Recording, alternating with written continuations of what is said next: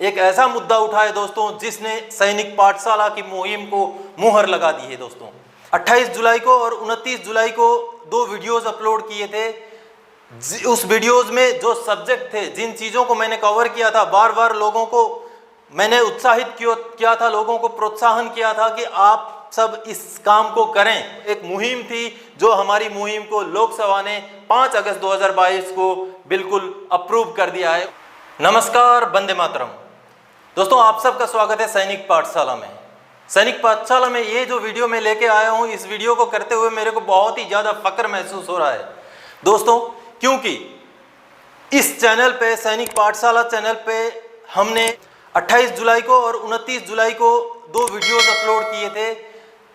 उस वीडियोस में जो सब्जेक्ट थे, जिन चीज़ों को मैंने कवर किया था, बार बार लोगों को मैंने उत्साहित किया था, लोगों को प्रोत्साहन किया था कि आप सब इस काम को करें। आप अगर पीछे जाकर के हमारे 28 और 29 जुलाई वाले वीडियो देखेंगे तो वहां आपको पता चलेगा कि मैंने जिस चीज़ को करने के लिए लोगों से आग्रह किया था, रिक्वेस्ट किया था, उस चीज़ पर लोकसभा ने लगा दी है मुहर दोस्तों। ये वीडियो जो मैंने अपलोड किए थे वो थे 28 और 29 जुलाई के, लेकिन लोकसभा में 5 अगस्त को, यानी कि उस वीडियोस के अपलोड होने के लगभग 7-8 दिन बाद में एक ऐसा मुद्दा उठा है दोस्तों जिसने सैनिक पाठशाला की मुहिम को मुहर लगा दी है दोस्तों। इससे पहले की खबर की ओर आगे बढ़ें, मैं आप सबसे रिक्वेस्ट करता हूं, चैनल को अगर आप सबने सब्सक्राइब नहीं किया या पहली बार चैनल में विजिट कर रहे हैं तो सब्सक्राइब जरूर कीजिएगा और बेल आइकन को जरूर दबाइएगा, क्योंकि चैनल में जो भी वीडियोस अपलोड हो उनका नोटिफिकेशन आपको जल्द से जल्द मिल सके। और अगर वीडियोस इस चैनल के आपको अच्छे लगते हों तो अपने दोस्तों के साथ शेयर जरूर कीजिए, लाइक और कमेंट भी जरूर कीजिएगा दोस्तों।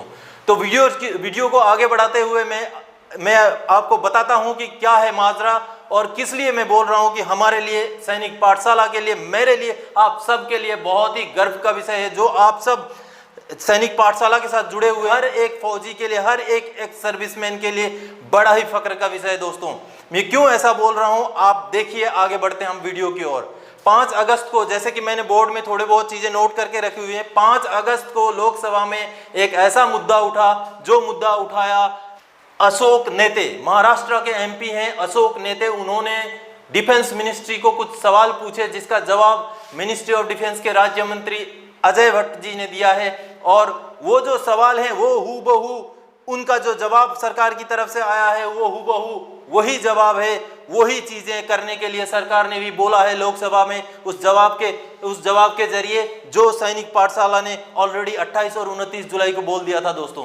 तो चलिए मैं मैटर बताता हूं। जो सब्जेक्ट है, जिस सब्जेक्ट के ऊपर सवाल और जवाब हुए थे, वो सब्जेक्ट था असिस्टेंस टू एक्स सर्विसमैन, यानी कि एक्स सर्विसमैन को सहायता। उसमें पहला क्वेश्चन था दोस्तों, ऐसी financial assistance provided by government for welfare schemes and rehabilitation of ex serviceman, details of financial assistance. यानी कि कोई फाइनेंशियल असिस्टेंस अगर गवर्नमेंट एक्स सर्विसमैन को प्रोवाइड करती है, उनके पुनर्वास के लिए कोई अगर कार्रवाई करती है तो उसका ब्यौरा दिया जाए और उसमें कितना खर्चा हुआ है उसका भी ब्यौरा दिया जाए। जिसमें गवर्नमेंट की तरफ से, जो डिफेंस मिनिस्ट्री की तरफ से जो जवाब दिया गया है कि केंद्रीय सैनिक बोर्ड और डायरेक्टरेट जनरल ऑफ रीसेटलमेंट इन चीजों को देखते हैं और इनमें पिछले सालों में जो खर्चा हुआ है उसका ब्यौरा दिया गया है 2020-21, 21-22 और 22-23 में। अब आगे बढ़ते हैं दूसरे सवाल की तरफ। मेन एक्टिविटीज ऑफ केएसबी, यानी कि जो केएसबी है, केंद्रीय सैनिक बोर्ड, कार्य करने का क्या क्या काम है उसका, और how it functions for welfare of ex serviceman and their families, और एक्स सर्विसमैन और उनकी फैमिलीज के अच्छाई के लिए, उनके वेलफेयर के लिए ये कैसे काम करता है, ये सवाल पूछा गया। जिसमें जवाब आया है दोस्तों, केंद्रीय सैनिक board administrates forces flag day fund and रक्षा मंत्री एक्स सर्विसमैन वेलफेयर फंड। तो ये 2 फंड हैं जिनको केंद्रीय सैनिक बोर्ड जो है अपना मॉनिटर, उसको एडमिनिस्टर यानी कि उसका संचालन करता है।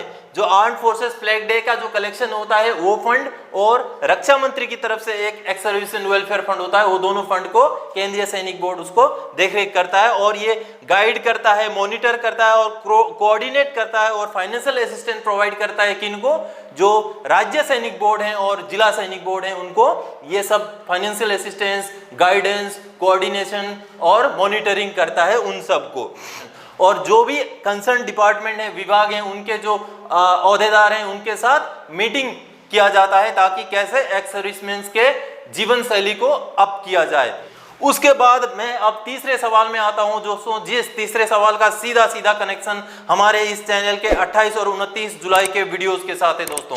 यहां पर तीसरा सवाल किया गया था, details of efforts made for grievance redressal mechanism for effective and speedy redressal of grievances of ex serviceman.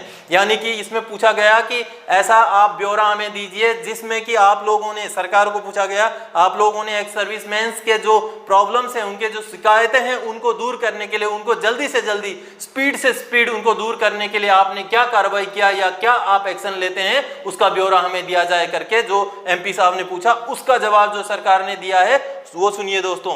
The department of ex serviceman welfare extended online grievance redressal mechanism through CP grams and C pen grams. यानी कि जो ex serviceman है उनके problems को solve करने के लिए हमने क्या हेल्प किया है, क्या एक मैकेनिज्म हमने आगे किया है, वो है सीपी ग्राम, जो मैंने ऑलरेडी 28 और 29 जुलाई को, 28 जुलाई को सीपी ग्राम में रजिस्ट्रेशन का पूरा प्रोसेस पूरा स्क्रीन रिकॉर्डिंग के साथ मैंने डाला हुआ है दोस्तों। और 29 जुलाई को उस सीपी ग्राम्स में एक मैंने ग्रीवेंस भी डाल करके रजिस्टर करके आप लोगों को दिखाया हुआ है। अगर आप लोगों ने वो वीडियो नहीं देखा तो जरूर देखिएगा, मैं इस वीडियो के डिस्क्रिप्शन बॉक्स में भी उन दोनों वीडियोस का लिंक डाल दूंगा दोस्तों। सीपी ग्राम जो होता है centralised public grievance redressal and monitoring system होता है। तो ये जो सिस्टम है, ये सिस्टम जो हमारे ग्रीवेंस हैं सेंट्रल गवर्नमेंट के बाकी एम्प्लॉइज के हो या हमारे फौजियों के हो, उनके ग्रीवेंस को रिड्रेस करता है, उनको एड्रेस करता है, यानी उनका समाधान करता है।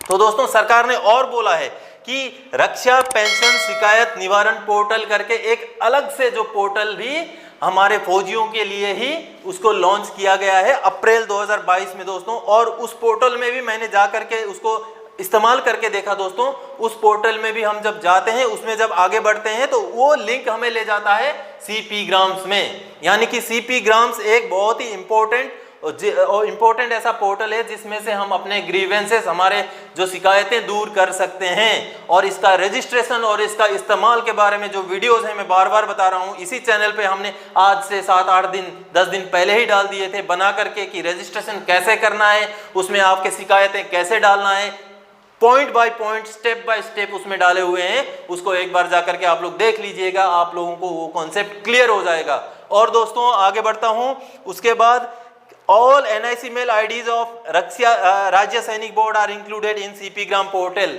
यानी कि जितने भी राज्य सैनिक बोर्ड हैं उनके NIC मेल के IDs भी सीपी ग्राम में इंक्लूड किए हुए हैं। तो देखिए सीपी ग्राम का महत्व क्या है। उसके बाद आ गया case in progress for connect all record officers to the CP gram through NIC mail. यानी कि आगे आने वाले दिनों में सीपी ग्राम को NIC मेल के तहत सारे रिकॉर्ड ऑफिसर्स, जो रिकॉर्ड ऑफिसर्स हमारे हैं, उन सभी के सभी रिकॉर्ड ऑफिसर्स को भी सीपी ग्राम के साथ जोड़ने का कार्रवाई इन प्रोग्रेस है, चल रहा है। आगे बहुत जल्दी वो चीज भी हो जाएगा। तो दोस्तों देखिए सीपी ग्राम्स एक ऐसा पोर्टल है जिसमें हम अपनी शिकायतें डाल सकते हैं। तो ये चूंकि लोकसभा में कल ही मुद्दा ये उठा था, 5 अगस्त को ये मुद्दा उठा था, तो मुझे बहुत ही फक्र हुआ, मुझे बहुत ही अच्छा लगा कि, और आप लोगों के लिए भी फक्र की बात है कि आप लोगों ने भी वो रजिस्ट्रेशन का प्रोसेस, शायद बहुत सारे लोगों ने इस चैनल के वीडियोस के थ्रू से आप लोगों ने उस सीपी ग्राम का रजिस्ट्रेशन और उसमें ग्रीवेंस डालने का पूरा प्रोसेस देख लिया है। तो आप लोग भी उस बात के ऊपर फक्र महसूस करिए कि जो चीज हमने आज से 7-8 दिन पहले ही कार्रवाई शुरू कर दी थी, यानी कि था पोर्टल तो पहले से ही था, इस्तेमाल भी होता था, लेकिन आप लोगों को जागरूक करने का जो हमने बीड़ा उठाया था कि आप लोगों को सीपी ग्राम्स के बारे में जानकारी दें, आप लोगों को सीपी ग्राम्स में रजिस्ट्रेशन का प्रोसेस स्टेप बाय स्टेप सिखाएं और उसमें ग्रीवेंस डाल करके भी आप लोगों को बताएं कि कैसे उसमें ग्रीवेंस डाला जाता है। तो वो एक मुहिम थी, जो हमारी मुहिम को लोकसभा ने 5 अगस्त 2022 को बिल्कुल अप्रूव कर दिया है। उस लोकसभा में पूछे गए सवाल और उसके जवाब ने इस चीज को, हमारी मेहनत को और ज्यादा बल दिया है। अब आप लोग और ज्यादा उसमें इंटरेस्टेड होकर के सीपी ग्राम में रजिस्ट्रेशन कर लीजिए अपने आप को, और सीपी ग्राम के तहत अपने ग्रीवेंस, अपने जो भी प्रॉब्लम्स हैं उनको जरूर सरकार तक पहुंचाएं दोस्तों।